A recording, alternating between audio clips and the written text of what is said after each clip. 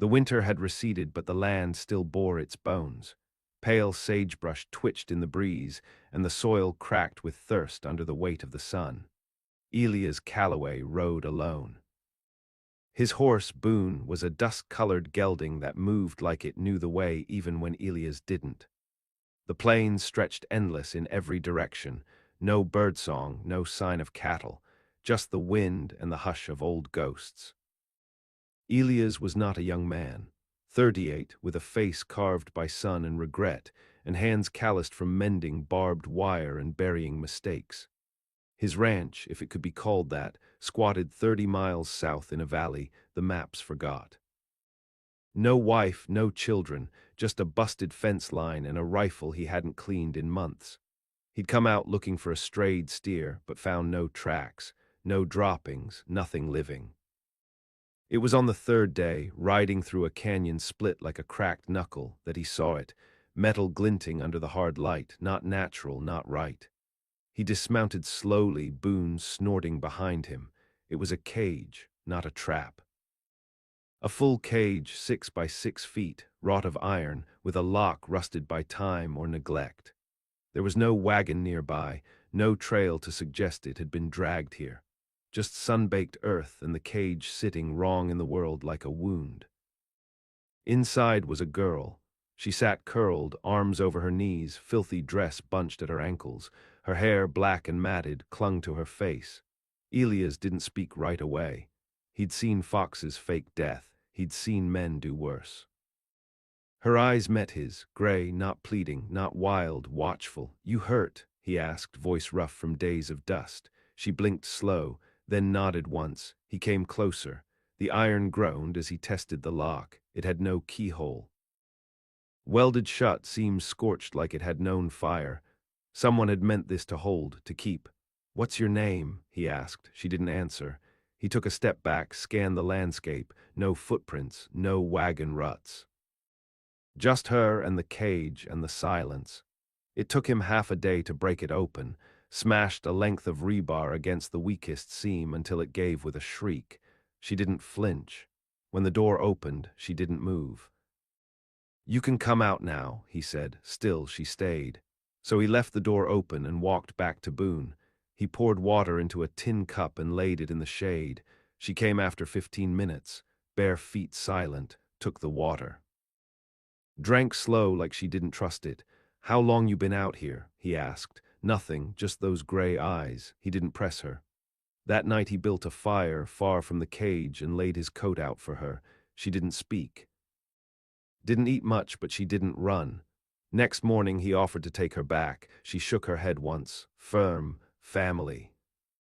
No reply. Name. Still nothing. He stopped asking. They rode south. Boone held the weight without protest. The girl sat behind him, small arms wrapped loose around his waist. Back at the ranch, Elias showed her the pump, the stove, the cot. She walked through the place like someone who didn't believe in walls, always watching, always listening. He gave her space, built a second cot, told her she could sleep wherever she wanted. That first night, she slept sitting up, back to the wall, eyes open. He didn't sleep at all. By the fourth day, she spoke. "June." It came out quiet, like wind through grass. "That your name?" A nod. "You got a last name?" "No." He didn't ask why, didn't ask who put her in that cage. He'd known enough cruel men to understand some questions were wounds, not keys. But that night he locked the door to the barn for the first time in 6 years, and laid his rifle by the bed, just in case the past came looking. What he didn't know then was that the past wasn't done. That the girl wasn't the only one buried out in the canyon, or that what put her in that cage was still breathing, still watching, still waiting. He'd found her, but the world she came from hadn't let go. The girl didn't speak again for 3 days, not a whisper, but she moved like she knew silence better than language. In the mornings, Elias would find her sweeping the porch with a bundle of twigs, though he'd never asked. By dusk, she'd vanish into the barn, sometimes climbing to the loft to stare through the slats. Watching, waiting, he didn't question it, Some things needed to be worn in like boots: time, quiet, distance. On the fifth morning, Elias went to town. He told her he'd be back by nightfall, left half a loaf of bread and a jar of well water on the table. When he rode out, she was sitting in the dirt behind the house, turning a rusted horseshoe in her hands like it held some answer she couldn't read. Woodbine was 40 miles east, 200 souls and a sheriff with more mustache than backbone. Elias didn't go for company. He needed kerosene, oats, and a new coil of rope. He didn't mention the girl, didn't mention the cage. But he watched, listened. Drifters talked loud in saloons, louder when drunk. One man spoke of a burned-out church found 3 counties north, charred bones in the pews, no crosses left. Another told of a preacher who turned cruel and took to branding sinners. Men like that didn't just vanish. They moved, changed their names, kept the knife under their coat. Back at the ranch, the air had gone thick. Boone's ears twitched at shadows. The crows that usually circled the east ridge had gone quiet. June didn't wait for Elias on the porch. He found her in the barn, standing in the loft rafters like a wraith, her face streaked with soot. "What happened?" he asked. She didn't answer, just held out her hand. Black feathers, dozens, tied at the stems with red thread. He took them, turning the bundle over. Ritual, marker. A sign left for her, not him. Someone been here. A nod. "Did you say them?" Another nod. "How many?" She hesitated, then raised 2 fingers. Elias didn't sleep that night either. The next morning he taught her how to shoot. He set up bottles on fence posts. She took the rifle with hands too steady for her age. He didn't ask who taught her before. She missed the first 2, then hit the third dead center. Said nothing, just reloaded. That evening she burned the feathers in the stove. The smoke smelled wrong. Weeks passed. She spoke more, but never about before. She asked about the cattle, about the stars, about whether wolves ever took children. He told her yes, sometimes, but that it wasn't wolves he feared. She started wearing boots he found in the cellar, a size too big, wrapped the laces around her ankles, took to carrying a knife in her boot sheath. One she'd made herself from broken glass and a horn handle. He let her. One night, thunder rolled in. They sat on the porch, watching the storm crawl across the plains. She leaned her head against the railing and spoke without looking at him. "They buried my sister in the well. Said if I screamed, she'd stay there forever." Elias didn't speak, just reached for his pipe and lit it with shaking fingers. They had a bell they rang, every morning, every night. You had to bow when it rang. She paused. I didn't bow. He looked at her then. The lines in her face, though young, told of someone who had seen men die and not flinched. "I bit him," she said. "When he came to take me to the chapel, he hit me with a coal shovel. That's when they put me in the cage." Elias didn't ask who they were. He already knew. The next day he began fortifying the house. Reinforced the doors, reset the traps near the creek bed, wired a bell above the barn ladder. He dug up a buried trunk from under the chicken coop. Inside was a shotgun, 2 boxes of shells, and a Bible with a name scratched out. When June saw it, she smiled, a tight, haunted thing. "I'm not going back," she said. "You won't have to." But even as he said it, Elias felt the weight of it, like making a promise to a storm, because things that crawl out of cages don't run, they wait, and they remember. Summer came brutal and fast, baking the clay earth until it cracked like old skin. The cattle wandered further each day in search of water, and Elias let them go. What was left of his herd wasn't worth dying for. Instead, he watched the ridge. June no longer asked for permission. She'd taken to roaming the property in a wide arc, silent as dusk, checking traps, marking trees with charcoal crosses. She never ventured beyond the third ridge. That's where the birds stopped singing. Elias spent his evenings cleaning guns. He hadn't done it regular since the war. The old habits came back with a strange comfort: oil, cloth, the weight of steel in his palm. June watched him, learned. Her hands were quicker than his, her gaze didn't flinch from blood. One afternoon, a dog wandered onto the porch. Mangy thing, half a tail, ribs poking through its hide. June fed it without a word. It stayed. She named it Bristle. The next day, Elias found a string of bones nailed to the barn door. Not animal, human. Finger bones by the look, clean too well to be natural. He burned them without telling her. That night, she whispered a prayer in a tongue he didn't know. He didn't ask. That week, June started carving symbols into the wooden posts around the house. Circles, lines, a shape that looked like an eye with a cross through it. She never explained their meaning, but Elias didn't stop her. There was a rhythm to her now, a quiet war unfolding behind her silence. One morning they found the water barrel overturned. Tracks circled it, bare feet, narrow strides, too small for a man, too strange for a child. Elias followed them to the edge of the property. They ended abruptly, like whoever made them stepped back into the dirt. He set snares that night.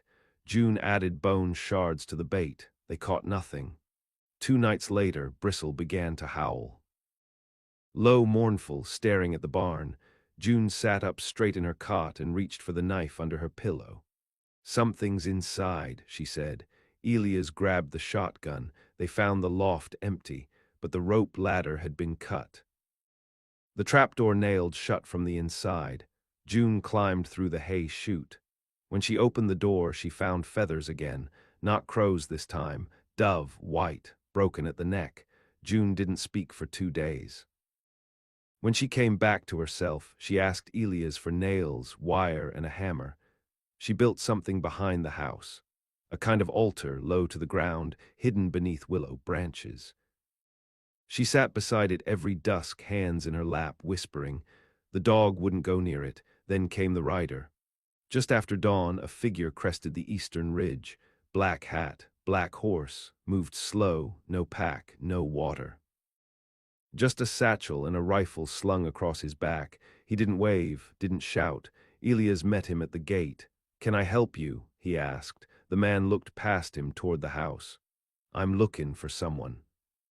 "Wrong place," Elias said. The rider nodded, as if he'd expected that. "You sure about that?" Elias leveled the shotgun. "I am now." The man smiled, but it didn't reach his eyes. "If you see her, tell her the bell's still ringing." He turned his horse without another word and rode back the way he came. Elias stood at the gate long after the dust settled. That night he locked every door, nailed the windows shut, gave June the rifle and took the dog into the barn with him. She didn't sleep, neither did he. Because they both knew what the man meant. The bell wasn't just a memory, it was a summons, and someone had heard it. The land thickened with heat and omen. Days stretched wide and hollow, as if the sun itself held its breath. June didn't speak of the rider. She didn't need to. The bell echoed without sound, vibrating through the bones of the ranch. Even Bristle felt it, whining low, pacing the edges of the property like a sentry doomed to die on his post. Elias rode the perimeter twice a day, always alone. June stayed close to the house now, but not idle. She sharpened things. Knives, stakes, lengths of barbed wire hammered flat. She buried tools in marked spots around the house and memorized each one. She taught herself to reload the revolver with her eyes closed. She was 12, maybe 13. She looked older now. One morning, the sky turned ochre. A storm rose, but no wind came with it, just a thick stillness as though the earth itself recoiled. Bristle barked once, then fled under the porch. June stood at the back of the house, her hand hovering over her knife. "There's more than one now," she said. Elias didn't ask how she knew. That night, the dogs from town howled in unison, all of them, 20 miles away, long and hard like they'd smelled the dead walking. Elias didn't sleep. He sat by the fire with his shotgun across his knees and a lantern burning low. June sat across from him, carving something into her arm. He didn't stop her. By morning, the first cross was burned into the barn door, crude, deep, blackened at the edges like someone had branded it with iron. Elias spat and checked the traps. Nothing had been triggered but the soil bore prints now, dozens of them, bare feet, shallow impressions that seemed too light to be real. June walked the prints barefoot, then wiped her hands on her dress. "They're trying to confuse the land," she said. Elias didn't understand, but he knew the way old wars made ghosts of places. There were patches of France where the soil still refused to grow wheat. The blood soaked in too deep. That night they saw fire on the ridge, 5 torches, held high, no movement, no calls, just light. June didn't speak. Elias loaded the Winchester and stayed by the door till dawn. When the sun rose, the torches were gone. No ash, no tracks, just that same silence pressing on the air like a hand over a mouth. 2 days later, the well ran dry. Not empty, dry, stone walls cracked from within, clean and sudden. Elias lowered the bucket and heard it strike something soft.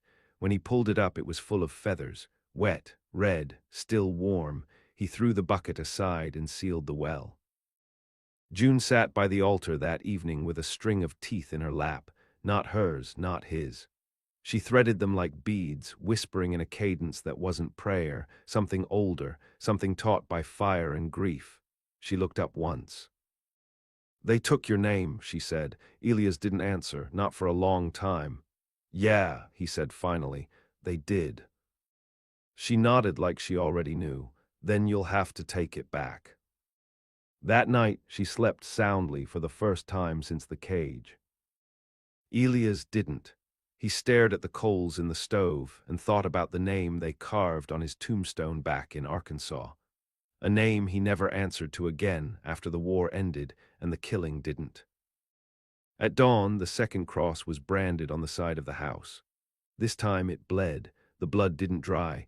Elias tried washing it, scrubbing it with lye, salt, even fire. But the stain remained, seeping through the wood like sap, dark and thick. It smelled sweet at first, then sour. June wouldn't go near it, neither would the dog. Bristle began sleeping in the barn, ears twitching, body rigid like a taut bow. Something was coming. The third day after the second cross, Elias spotted a figure at the edge of the wheatgrass.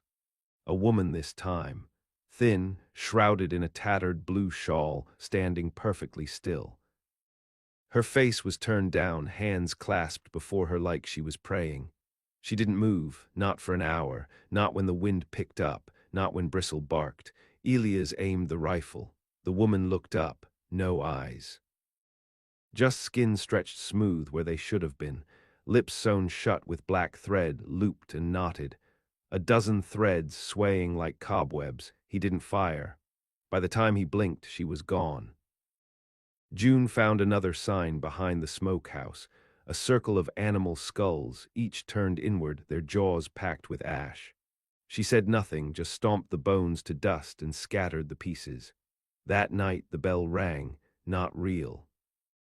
Not on the property, but clear as glass inside Elias' ears. He dropped his knife. June looked up from her cot, already pale. "They're calling again," she said. "They want me to answer." "Will you?" She didn't speak. Instead, she opened a small tin box she kept hidden beneath the floorboards. Inside were 6 items: a ribbon burned at the end, a shard of broken mirror, a lock of blonde hair, a rusted button, a length of chain, and a tooth still rooted in blood. She took the mirror and set it on the windowsill facing east. "They want to see," she said, "but I won't show them." Elias boarded the windows shut. On the 7th night they heard chanting, faint at first, like the wind had picked up a hymn. Then clearer, low voices in a language not meant for the mouth, rising and falling like waves of rot. Bristle howled until his throat bled. June stood barefoot in the kitchen, eyes closed, lips moving. Not to match the chant, but to answer it. Elias grabbed her shoulders. "You don't have to speak their tongue." She looked at him with something older than grief. "I already did." He stepped back. That night, she placed the broken mirror in the fire. It didn't melt, it hissed, cracked, and began to bleed. The wind screamed through the slats in the barn. A lantern exploded without warning. The altar behind the house smoldered, then turned to ash. In the smoke, Elias saw faces, not the dead. The nearly dead, men with rope burns on their necks, girls with hands sewn shut, eyes missing, teeth filed to points, not ghosts, not illusions, warnings. The cult wasn't finished. They were gathering. By dawn, Elias found the third cross burned into the dog's side. Bristle didn't cry. He just leaned into Elias' hand and waited to die. Elias wept when he buried him. June placed the last of the feathers atop the grave, then turned to the horizon where the sun refused to rise. "They'll come at dusk," she said. "They always do." Elias nodded. He cleaned the shotgun again, hung a rope across the gate, lit the fire with old church hymns, and whispered his name for the first time in 15 years. He wasn't running anymore. Neither was she. Dusk came early, not with color but with the bruising of the sky, as if the heavens themselves flinched from what walked below. The sun dipped behind the hills and did not cast shadow. The light went flat, empty. As if time itself held its breath, Elias lit the perimeter lanterns.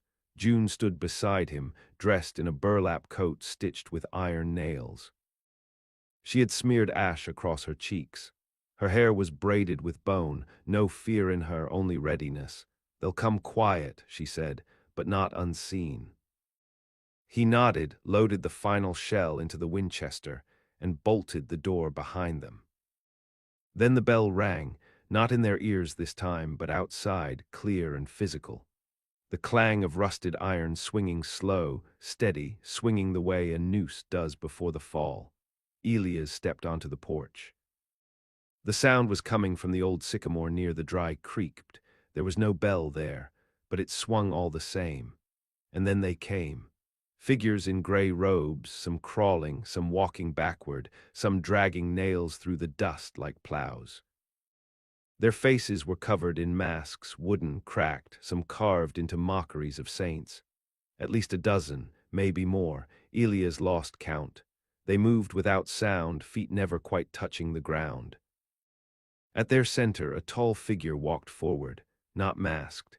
His face was burned on one side, the skin puckered and bubbled like candle wax. His right eye was white, blind, but the left burned with something worse than sight. He carried the cage door in his hands. Rust still clung to the hinges. He stopped 20 feet from the house. The others fanned around him like vultures waiting for meat to stop breathing. June stepped forward. "You came late," she said. The burned man smiled. "We always arrive when the penitent stops bleeding." "You took my sister," she said. "She gave herself. You put me in the dark. We offered you light. You rang the bell." He raised the cage door above his head. "You never stopped listening." Then June whistled. It was low, sharp. From the earth behind the house, smoke erupted, not from fire, but from the altar's remains. The circle she had built long ago flared to life, runes igniting with sulfur and iron. The wind reversed direction. The chanting broke, and the land screamed, not the air. The land. Elias raised the rifle. June spoke words Elias didn't know. They cut the air like blades. The sky bled. One of the cultists caught fire without flame. Another dropped, convulsing, foam pouring from his mask. The ground split under their feet. The tall man didn't flinch. "You learned nothing in the cage," he said. June stepped off the porch. "I learned you're afraid of silence." She walked toward him. He raised the door like a shield. She pulled the knife from her belt. He swung first. She ducked low, drove the blade into his thigh. He staggered. She twisted it free, slashed across his belly. He dropped the door, blood soaking into the dust. June knelt beside him as he writhed. "You'll never be clean," he whispered. "I'm not trying to be." Then she shoved the knife through his good eye. The others began to scatter. Elias shot one as it fled.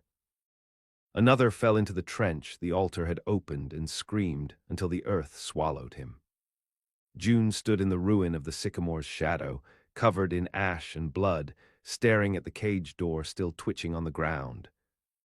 "It's done," Elia said behind her. She didn't look at him. "No," she said. It remembered. He didn't argue. That night they buried the bodies in a trench and salted the earth. June burned the door. The fire didn't touch the metal, but she stayed beside it until the hinges snapped on their own. By morning, the cross on the house had faded. The blood was gone. So was the sound of the bell. The land breathed again.